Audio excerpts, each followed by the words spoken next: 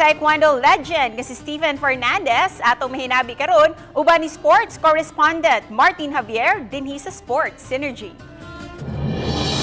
Hello sa inyong lahat mga ka-sports. Sobrang excited ko today because we are in the presence of greatness. Kasama natin ngayon, two-time Olympian sa larangan naman ng Taekwondo, si Sir Stephen Fernandez. Sir, welcome to Sports Synergy. Hi Martin, thank you for having me. It's a pleasure.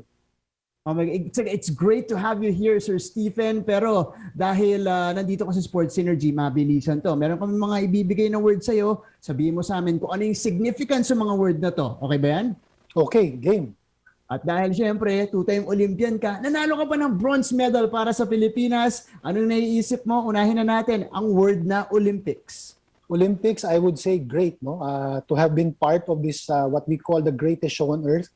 And makasama yung talagang napaka-kalidad ng mga manlalaro sa iba't ibang bansa. Truly, memorable ang Olympics. At naka-experience mo nga yun twice and you've brought so much honor to the Philippines pero matapos maging player and naging coach ka naman. So you're one of the leaders ng Philippine Taekwondo. At sa pagko-coach mo, ano ba yung lumabas sa'yo na leadership qualities? Ano ba yung talagang, paano ba mag-coach si Coach Stephen? I would say selfless. Dahil laging, syempre, ang nangingibaba, ang nauuna, yung kapakanan ng bawat manlalaro sa team, no?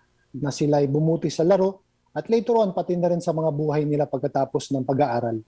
At dahil marami ka nang nakitang young talent na malaki talaga yung potential, pumunta tayo sa ating last word na future. What is the future of Philippine Taekwondo? Makakapag-gold medal kaya tayo dyan sa Olympics? Ayan, definitely. Ang masasabi ko dyan, bright. If not very bright dahil marami tayong mga magagaling na manlalaro from Luzon, Visayas, and Mindanao sa larangan ng Taekwondo sa Kyorugi and Pumse. So, balang araw, makakita tayo ulit ng isang manlalaro na tutungtong at mananalo ng medalya sa Taekwondo.